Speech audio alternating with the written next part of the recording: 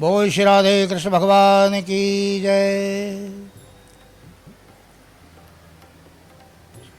सच्चिदानंद रूपाय विश्वोत्पत्त्यादि Hathaway तापत्रय विनाशाय श्री कृष्णाय वयं नमः। प्रिय बंधुओं एवं श्रद्धा की धरोहर माता बहनें, मैं मनोहर शास्त्री राधा कृष्ण मंदिर साहू समाज बरखेड़ी भोपाल मध्य प्रदेश, ये बरखेड़ी में स्थित भगवान श्री राधा कृष्ण का मंदिर के नाम से जाना जाता है। और यहाँ के साहू समाज के जो बंधुगण हैं, कई वर्ष पहले बुजुर्गों ने बड़ी मेहनत करके बड़ा सुंदर भव्य मंदिर का निर्माण किया है, जिसमें भक्तगणों ने अपने अपने स्तर पर भगवान श्री राधा कृष्ण की स्थापना एवं भगवान शंकर जी का पूरा परिवार इसी मंदिर में माँ भक्त श्रोमणी कर्मा देवी, लड्डू गोपाल एवं माँ विंध्यवासिनी परम्बा माँ भगवती जगदम्बा की भी बड़ी सुंदर विशाल मूर्ति है। और भगवान प्रातः स्मरणीय भगवान रामभद्र राजा रामचंद्र जी का पूरे परिवार के सहित भी यहाँ पर विराजमान हैं। विजयासन मैया हैं और भगवान श्री हनुमान जी महाराज भी विराजमान हैं और बड़े सिद्ध हैं। जो भी उनके दर्शन करता है उनके कार्य अभी तक सफल हुए हैं। बंधुओं, ये वो रमणीक स्थान है, नियम संयम से पूजन पाठ होना और नारायण की कृपा और समाज के माध्यम से 16 अप्रैल 2000 से परमात्मा के चरणों में निवास करता हूँ। यहीं बगल में जो है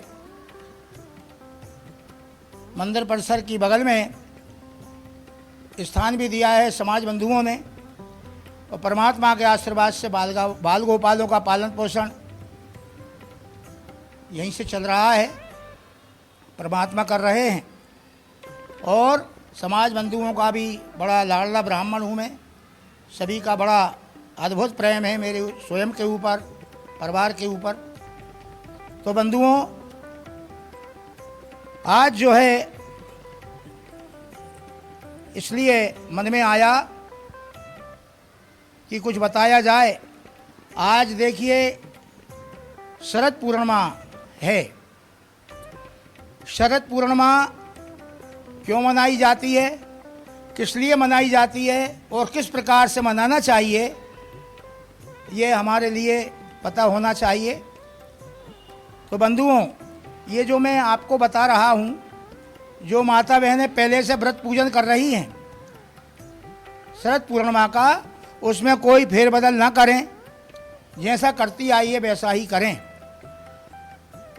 लेकिन कोई जैसे आज व्रत रखना चाहते हैं,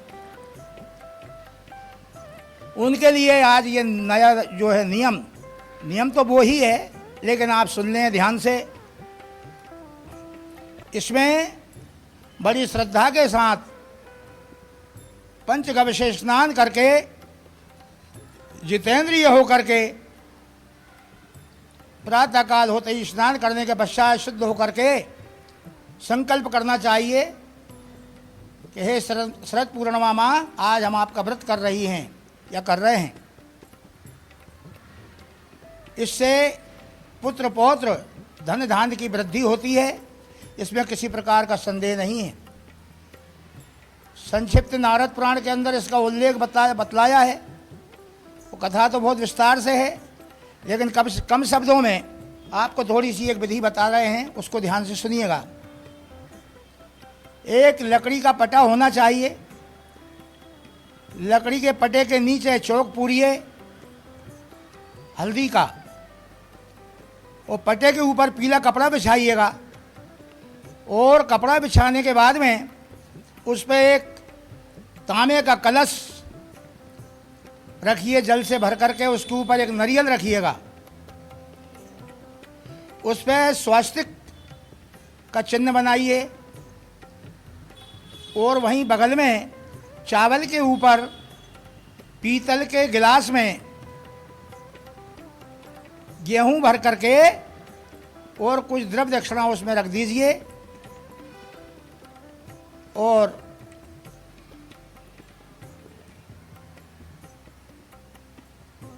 अच्छे से अपनी भाव से पूजन करिएगा, रोली पुष्प इत्यादि से, जैसे आप करते आए हैं। और इसके पश्चात जो प्रसाद आप बनाएं, प्रसाद बड़ी शुद्धि के साथ बनाइएगा, जिसको अपन लड्डू वाली पूर्णिमा कहते हैं।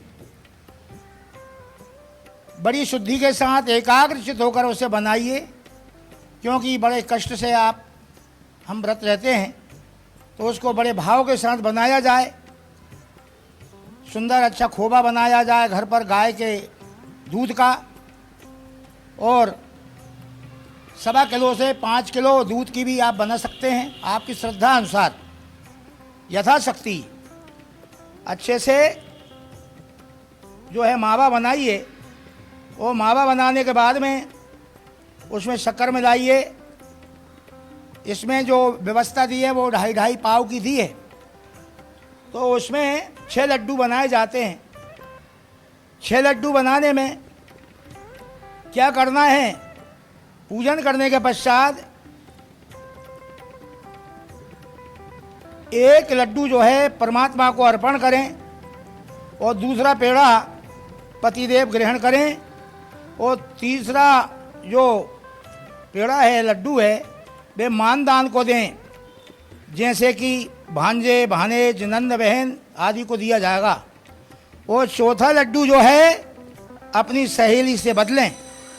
यदि सहेली न बदले तो आपके आसपास कोई मंदिर हो वहाँ पर चढ़ावें, और जो सहेली को जो आप लड्डू बदलें उसी से वो लड्डू बदलना, क्योंकि इसमें बताते हैं कि गलती होने पर उसका परिणाम ठीक नहीं रहता है।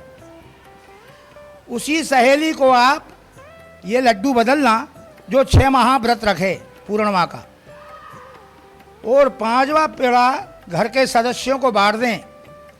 वो छठा लड्डू जो आपका है वो छठे में से 6 भाग बनाना चाहिए। छठा जो लड्डू है उसके 6 भाग बनाइए। एक तुलसी को चढ़ावें, एक गाय माता को खिलावें, एक अहीर के बालक को देवें, एक गर्भवती स्त्री को देवें, एक कोई चलता फिरता राहगीर बालक को देवें, और छठा कुंवारी कन्या को खिलावे। इस प्रकार से जो है ये जो है लड्डू वितरित करना चाहिए, और श्रद्धा के सहित ये व्रत को करना चाहिए, क्रोध से रहित होकर के। क्योंकि यदि हमने व्रत में क्रोध कर लिया तो क्रोध करने से व्यक्ति अपवित्र हो जाता है। आपका स्नान करना नहीं करना बराबर हो जाएगा। और यदि क्रोध में आपने कोई अपशब्दों का प्रयोग कर दिया तो ये वेद के अंदर लिखा है 6 महीने पूर्व का किया हुआ व्रत पुण्य या कोई भी आपने दान पुण्य किया है वो जो है नष्ट हो जाता है। इसलिए निवेदन है मेरा, आप बड़े भाव से बड़े प्रेम के सहित भगवान का पूजन करें और ये अच्छी तरह से ये व्रत को करिएगा। और जमीन पर शयन करना है और चंद्रमा को अर्घ देना है, और इसके पश्चात दूसरे रोज सुबह ये व्रत का पारायण करना चाहिए। ऐसा ये विधान इसमें बतलाया है। ये तो लड्डू वाली बात हो गई है। अब बंधुओं, अब आप दूसरी कथा सुनिए, खीर वाली। जो खीर शरद पूर्णिमा के रोज बनाई जाती है, वो क्यों बनाई जाती है और किस प्रकार से बनाना चाहिए। उसमें भी बड़ी शुद्धि के साथ पंचगव्य से स्नान करने के बाद में अच्छे सुंदर वाले चावल होना चाहिए या साबूदाने की खीर वैसे उपयोगी इसमें ज़्यादा बताया है। साबूदाने की खीर, उसमें किशमिश, दाख, चिरौंजी शुद्ध गाय के दूध से उसका निर्माण करना चाहिए। इसके पश्चात संकल्प करके वो व्रत का रात्रि में संध्या के समय इसमें दीपदान का बड़ा महत्व बतलाया है। संध्या के समय घी का दीपक अपने हाथ में लेकर के और जो है ये दीप का दान करना चाहिए। 10,000 दीपक किसी और आप रोज लगाओगे और यदि आपने एक दीपक का दान कर दिया तो 10,000 दीपक का महत्व है। परंतु उसमें एक तुलसी की थोड़ी सी कोई डंडी टाइप या तुलसी की जो लकड़ी रहती है वो उसमें आप रुई में या आटी में बना करके और उसका प्रति आप दीपदान करिए। घी का दीपदान होना चाहिए। रात्रि में वो जो है खीर बनाने के पश्चात यहाँ पर जो होता है वो मैं बता रहा हूँ और ऐसा ही करना चाहिए। यहाँ पर पूरे साहू समाज के बंधु सभी माता बहनें एकत्रित होते हैं। बड़े भाव से भगवान का प्रसाद बनाया जाता है और रात्रि 12 बजे परमात्मा की, भगवान की, भगवती की, महालक्ष्मी की आरती होती है। और इसमें एक चीज़ और बतला देता हूँ, शरद पूर्णिमा का व्रत अपनी जगह है, पूर्णिमा का पूजन तो इसमें होता ही है, लेकिन इसमें विशेष करके जो पूजन होता है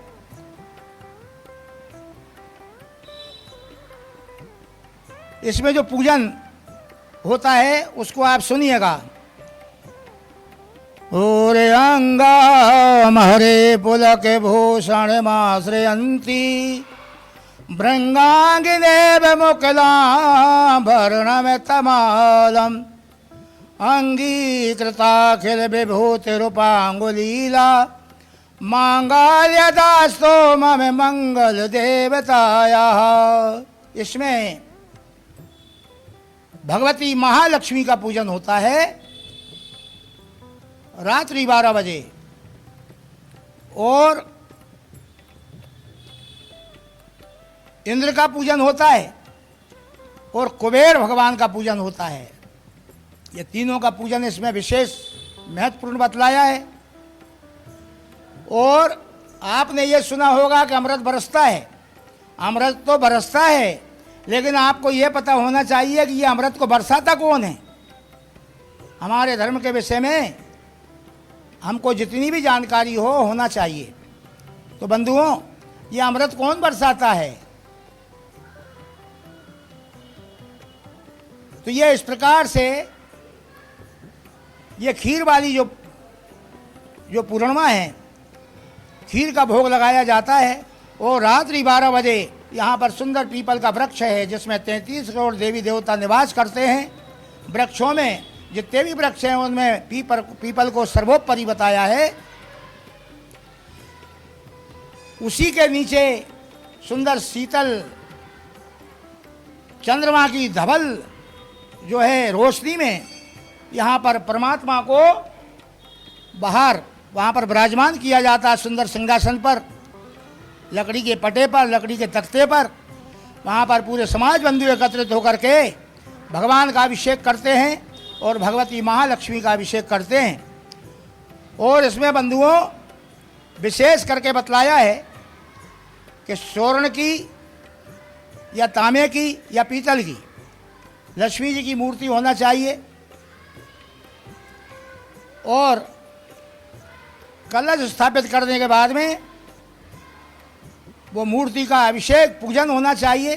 पंचामृत के द्वारा दूध, दही, शहद, शक्कर, घी, पंचामृत से अभिषेक होने के पश्चात थोड़ा सा श्री सूक्त द्वारा हवन और इसके पश्चात श्री सूक्त के बाद में श्री सूक्त का पाठ करना चाहिए और इसमें मिट्टी के 100 दीपक या 101 दीपक घी के जला करके भगवती महालक्ष्मी को जो समर्पण करते हैं, तो ये लिखा हुआ है, कर्दमेना प्रजा भूता मयि संभव कर्दम श्री अम्बा से मैं कुले मातरम पद्मालिनीम। हे कर्दम, कर्दम ऋषि जो हैं भगवती महालक्ष्मी के पुत्र हैं, तो हम आप उनसे निवेदन करते हैं कि हे कर्दम ऋषि, आप भगवती महालक्ष्मी के पुत्र हैं और धरती पर 3 लोक के अंदर ऐसी कोई माँ नहीं है जो अपने पुत्र की बात का उल्लंघन कर दे। हे कर्दम ऋषि, आपकी बड़ी कृपा होगी, हम बड़े दुखी हैं, आप भगवती महालक्ष्मी को हमारे घर के अंदर निवास करवा दीजिए। तो ये 12 पुराण के अंदर संक्षिप्त नारद पुराण है, पेज नंबर 475 पर लिखा हुआ है कि जो पूर्णिमा कोजागर नाम के व्रत को इस प्रकार से करता है, भगवती महालक्ष्मी की पूजन करता है, तो भगवती महालक्ष्मी बोलती है कि मैं उसको छोड़ के कभी नहीं जाती, जो मेरा पूजन करते हैं शरद पूर्णिमा के रोज। और इसमें जागरण का बहुत बड़ा महत्व बतलाया है, संगीत के माध्यम से या भगवती महालक्ष्मी का व्रत, महालक्ष्मी जी का कोई मंत्र ले लीजिए, ओम महालक्ष्मी नमः, ओम महालक्ष्मी नमः, ओम महालक्ष्मी नमः, या ओम श्रीम श्रेयै नमः। ये मंत्र लक्ष्मी जी का बीज मंत्र है। तो दुर्गा सप्तशती मार्कंडेय पुराण के अंदर बतलाया, ओम महालक्ष्मी नमः, ओम महालक्ष्मी नमः। ये 4 बार कहने से पूरी दुर्गा सप्तशती का फल, 700 मंत्रों के फल की प्राप्ति हो जाती है। ये मार्कंडेय पुराण के अंदर बतलाया है, दुर्गा सप्तशती के अंदर लिखा हुआ है। वो इधर भगवती महालक्ष्मी कहती हैं कि रात्रि भर में भ्रमण करती रहती हूं। कब? शरद पूर्णिमा के रोज। शरद पूर्णिमा के रोज भगवती महालक्ष्मी रात्रि भर भ्रमण करती है कि कौन से ऐसे भक्त हैं, कौन ऐसा मेरा पुत्र है जो मेरा भजन कर रहा है, जो मेरे नाम पर जागरण कर रहा है, कौन ऐसा दुखी व्यक्ति है, अन्न से, धन से, ऋण से, पुत्र से, कोई भी व्यक्ति कोई भी चीज से यदि रहित है, आज मैं उसके लिए ऐसा वरदान देकर जाऊंगी कि जीवन पर्यंत याद रखेगा कि यह क्या से क्या हो गया। तो बंधुओं, माताओं से भी निवेदन है, बन सके तो भजन भाव के हिसाब से रात्रि में जो बन सके, घर पर भी जागरण कर सकते हैं, मंदिर में भी जागरण कर सकते हैं। और खीर के लिए आप बाहर अलग अलग पात्रों में रख दीजिए। तो जो अमृत बरसता है, अमृत बहुत ज़रूरत से ज़्यादा नहीं रहता है, क्योंकि मात्र 4 जगह अमृत गिरा था, इसलिए ये 4 जगह हमारे कुंभ के मेले लगते हैं। तो वही अमृत भगवान नारायण ने विश्व मोहिनी का रूप जो बनाया था, तो वही अमृत लक्ष्मी जी के रूप में भगवती महालक्ष्मी आती है और एक हाथ में अमृत का कलश रहता है और एक हाथ में अभय मुद्रा, यानी वर देने के लिए धन। तो वो देखती हैं, आज जो भी मेरा पुत्र, मेरा भक्त, मेरी पुत्री कोई मेरे नाम से जागरण कर रही होगी, आज मैं उसकी पूरी दरिद्रता को नष्ट कर दूंगी और सभी तरफ से उसके लिए अपार धन प्राप्त अर्थम सभी प्रकार से परिपूर्ण करके जाऊंगी मैं। तो बंधुओं, कहने का भाव यही है कि श्री सूक्त का पाठ कर लीजिए। श्री सूक्त का पाठ नहीं कर पा रहे हैं, ओम महालक्ष्मी नमः इस मंत्र का जाप करते रहिए, या ओम श्रीम ह्रीम श्रीम कमले कमलालय प्रसीद प्रसीद ओम श्रीम ह्रीम श्रीम महालक्ष्मी नमः इस मंत्र की माला ले लीजिए। पूरा जीवन सोते सोते हमारे लिए हो गया है। इसलिए एक दिन का यदि हम जागरण करते हैं और उस जागरण से पूरे बाल गोपाल सुखी हो रहे हैं, पूरा परिवार सुखी हो रहा है, तो जागरण करने में आलस नहीं करना चाहिए। जागरण का बड़ा भारी महत्व है। तो बंधुओं, इस प्रकार से ये व्रत होता है। और यहाँ आज रात्रि में बड़े विधि विधान के सहित कई प्रकार के पुष्पों से माँ भगवती लक्ष्मी जी का अभिषेक पूजन पाठ होगा। यहाँ पर समिति के सभी लोग, समाज के, साहू समाज के सभी बंधुगण, माता बहनें एकत्रित होंगी और भगवान के, भगवती महालक्ष्मी के भजन इत्यादि और पूजन पाठ होने के पश्चात महाआरती होगी। तो इस प्रकार से हर वर्ष यहाँ पर ये कार्य होता है बंधुओं, और बड़े भाव से समाज के बंधु लोग करते हैं।